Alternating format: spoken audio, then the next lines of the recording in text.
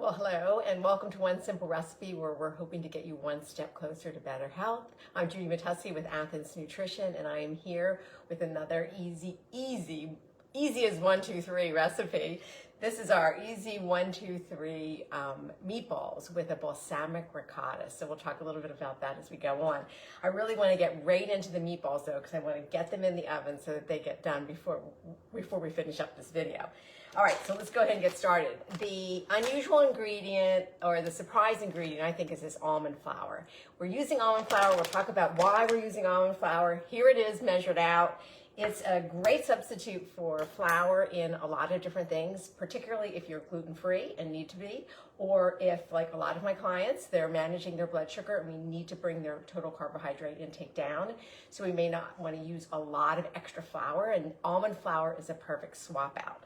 So we're going to start with, this is about 3/4 cup of almond flour, and we're going to now just season it up. These are pantry meatballs. They're not your traditional meatballs in a sense where, you know, you're sauteing onions and adding breadcrumbs or whatever. We're using almond meal or almond flour, which is just ground almonds that are finely ground, instead of breadcrumbs or instead of, you know, any other kind of flour. I'm adding a teaspoon of onion powder. This is toasted onion powder from Burlap and Barrel, which have some amazing spices. If you get a chance to get some of those, I usually order them online, but they're awesome. And then a teaspoon of garlic powder. So we're not chopping garlic, we're not chopping onions. There are a million ways to make meatballs. This is a really super pantry friendly way that you can do this so quickly and you don't have to do a lot of extra steps. That's why I wanted to bring it to you, because it is so simple. And now we're just going to use about maybe a half a teaspoon of salt. We need a little bit of salt. The almond flour has no salt added at all. And that's it. So I'm just going to use my teaspoon.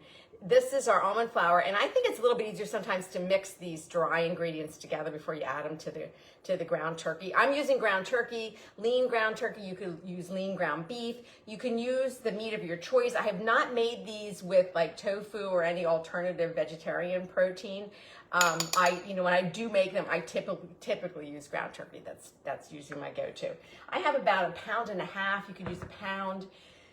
Either one works with the ratio of what I'm adding. All right, so we're going to add that in, and my hands are clean, and I just think it's easier just to use your hands. Now, the one thing you're going to notice here, we are not using eggs to bind this together. You don't really need it. I feel like the almond flour is a little different than using breadcrumbs in something like this, because the almond flour is much higher in a healthy fat because it's ground almonds than something like, you know, just breadcrumbs would be.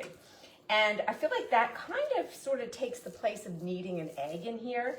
It seems to bind really well. Now, these are not, you know, if you're really looking for the light and fluffy meatballs, you know, that might be made when you're soaking breadcrumbs in milk and you're adding them. These meatballs are a little bit more dense than that. But I just love them because they're so quick and easy, and they have a great flavor with the onion powder and the garlic powder. Okay, that's it. Now we're just going to take a parchment-lined sheet tray, and I am going to try to use my little, it's probably like a 2-ounce scoop, to kind of just scoop them out. Something, you know, you could use this for cookie dough.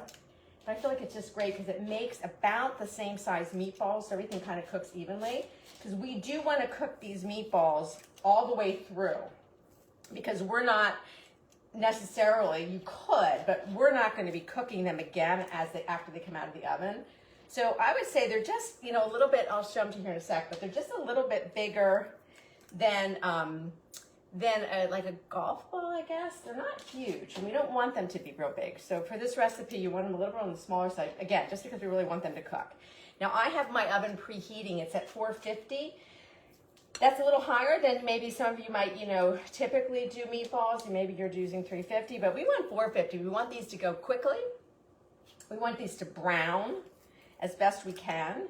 And again, like I said, we just don't want it to take that long. We're trying to get these in and out as quick as possible.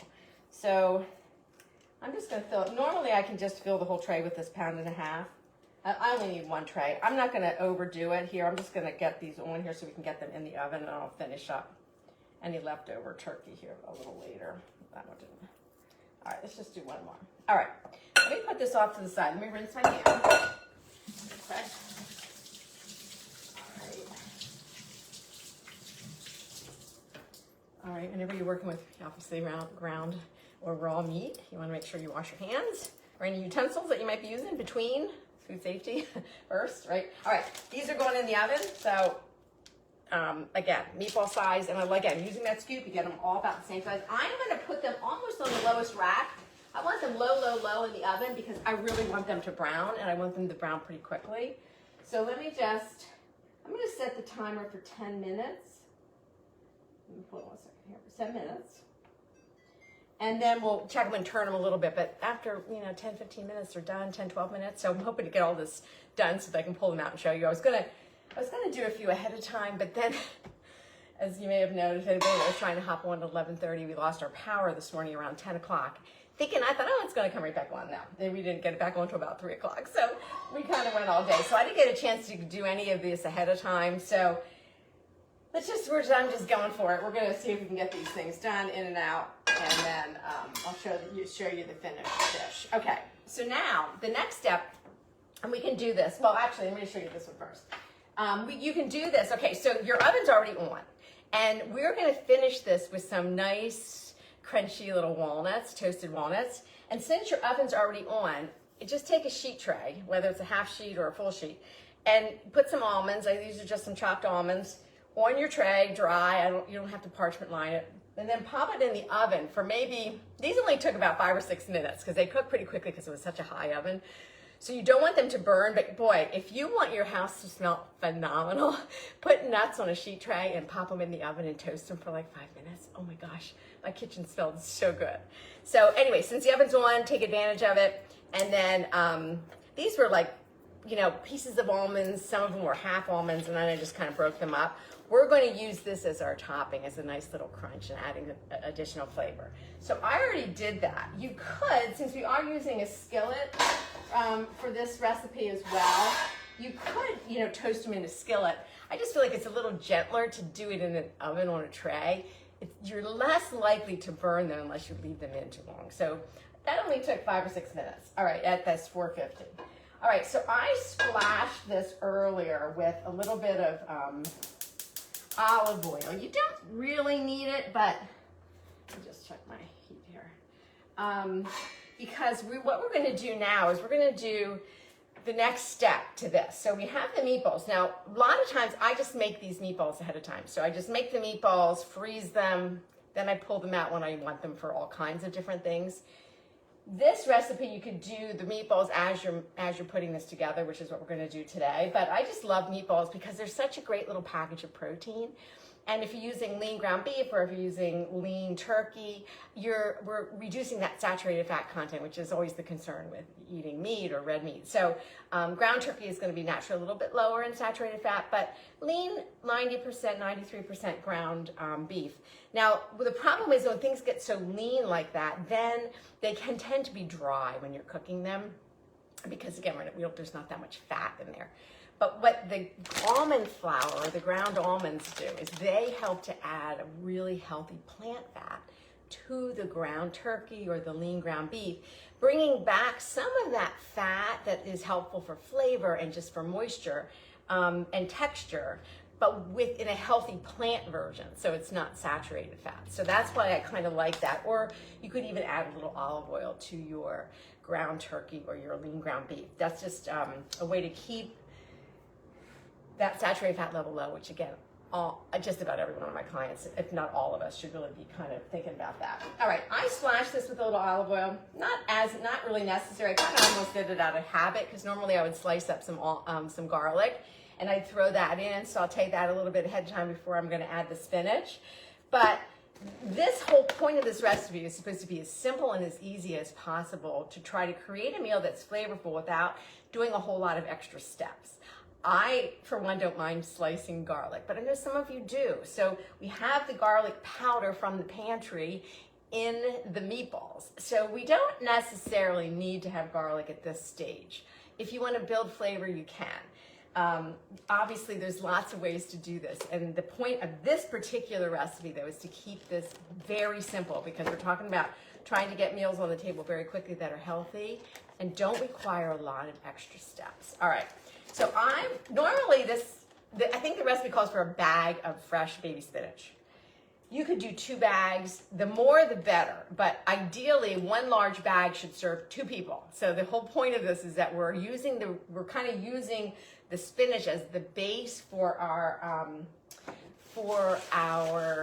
meatballs, and we're not relying on necessarily pasta. We don't always have to have pasta as the base. So if you're using vegetables, I'm using spinach. You could use thawed frozen spinach and then just, kind of squeeze out the extra liquid.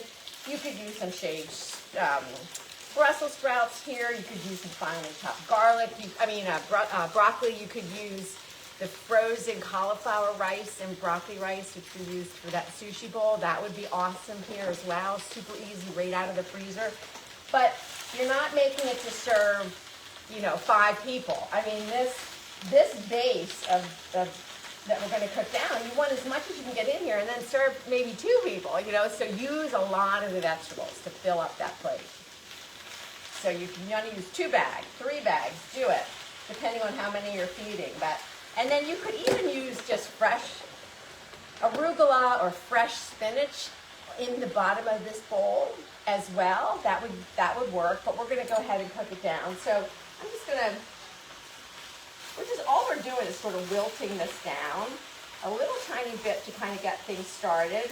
And then the balsamic vinegar, which you can see I'm a Costco shopper. So this is a huge balsamic vinegar from Costco. This is what's going to give us a little bit of a glaze or a little extra flavor in our dish. So we're going to use about a quarter of a cup in this with a whole bunch of spinach. This is going to cook down. I might even add more spinach. We're using about a quarter of a cup, and I'm just going to go ahead and put that in because it's going to cook in here with the spinach. And as the spinach releases some of its natural liquid, the water coming off the spinach, that's going to help, kind of make a little bit of a sauce that we'll use to drizzle over our meatballs. All right, that's it. Now you can, at this point, I would probably do a little salt and pepper here because we haven't used any, just a little. You can skip that if you want to, and then some fresh ground pepper. That's always a good addition, super easy, everybody has that, right? All right, so cooking this down, and that is pretty much coming together here. All right, so I am going to, you could put a lid on this, you could leave the lid off. It's creating enough of a sauce here, I'll pull it over for you here in a minute, that I don't feel like I need to because it's going to wilt down. I might even add, because it's, how spinach is, it cooks down so much, right? Let's just add, we're going to add a little more on top because I want a lot of spinach because we want to really have a lot for the base of our meatballs. So maybe now that I'm adding extra. So I used about half of this huge container, and honestly, this would really serve 2 people. That's how many vegetables you guys want to be using. Lots. Not a little bit, not a little bit. All right, so let's put this on top. All right, we'll cut that down. Now our meatballs are probably getting there. We're down to just the last couple of minutes. What I'm gonna do is I think I'm gonna pull them out and then I'll show you. Let me just move some things off my cutting board. Let me just grab this. I'll show you where we are. I'm gonna flip them over. But boy, this is really hot. All right, so they're really getting there. I don't know if you can see them, but they should at this point. These are, even though this is a Costco ground turkey blend mix, and it is a pretty wet ground. It's pretty wet as far as the ground turkey goes, but it is, and I don't know if you can see this, but they are browning on the bottom. So the goal here is, again, high oven, 450 is what we used, and we really want them at the bottom rack. I know a lot of chefs, when they're cooking at home, they'll actually put this sheet pan right on the bottom of their oven, which I haven't quite built up the confidence to put this sheet tray right on the bottom of my oven, but I will put my rack at the very lowest point, and then I will put them there, which is what I'm doing. But I have not taken the sheet tray and actually put it on the bottom of the oven. But apparently that, if you really want something to brown, all right, that was 10 minutes, so I'm gonna just do another 2 maybe. if you really want something to brown, that might be the way to do it. All right, so ground, we talked about the meatballs. They're great sources of protein. We're gonna probably serve 3 meatballs per serving or 4 depending with this dish. And the idea here is, again, quick and easy. You know, things that you can assemble by having things in your refrigerator, in your freezer, in your pantry at all times. And you don't have to do a lot of extra prepping or chopping or, you know, dirtying a whole bunch of dishes, all right? So that's the whole idea. So that's the main idea as far as these simple recipes. But also, now we're kind of going to build this bowl. And I think a lot of us think meatballs and automatically think, oh, tomato sauce and pasta. And it doesn't necessarily need to be that. It can be a lot of different things. So we're going to use a part skim ricotta to build the base of our bowl. So I just have this. I already have it because I used it. So I'm going to use maybe, 2 tablespoons or 1/4 cup at the most. That's all we really need. And we're just going to put this on the bottom of our bowl. All right. So this is going to give a nice creamy, slightly sweet sort of texture or flavor to this dish, texture and flavor. So that's going to go on the bottom. Then as soon as the meatballs come out, then we're going to kind of lay the meatballs on top of the ricotta. If you buy some ricotta, think about this as, I would do part skim. You can do whole milk ricotta if you're not concerned about the saturated fat content. For all of my clients, I know that you are, and we are working on that. So I want you to be getting the part skim because I want to keep that saturated fat level down. It does add up if you're using a lot of even part skim. So a little bit can go a long way. But you can also use this, as a little bagel spread in the morning instead of cream cheese. It's a better option as far as that saturated fat level goes. And you can use it in desserts, so there's lots of ways to use it once you have it, if you're not sure. All right, I'm gonna let me just get these meatballs out. I think they're done. All right, let me turn everything off. It's so hot. I'm getting blasted here with some heat. All right, let me pull these out without burning myself. All right, so these are cooked through, right? I know they are. That's a really hot oven. That took about, I know maybe 12 minutes, but it might take 15 depending on your oven. All right, the idea is just to kind of dry them a little bit, get them a little bit brown. All right, let me grab a different pair of set of tongs. All right, so now we're just going to take our meatballs, and I'm going to put on here, I'm going to do 3, but again, it depends on your portion. We're going to put some meatballs on the plate, and then we're going to take the spinach that we just cooked down, and then there's a little bit of sauce in here from the balsamic, and then this is kind of going to go around the meatballs, because we're going to use this sort of as our base instead of a lot of extra pasta. You could do pasta. There's nothing wrong with pasta. I love pasta, and I use it all the time. I'm just trying to give you some options.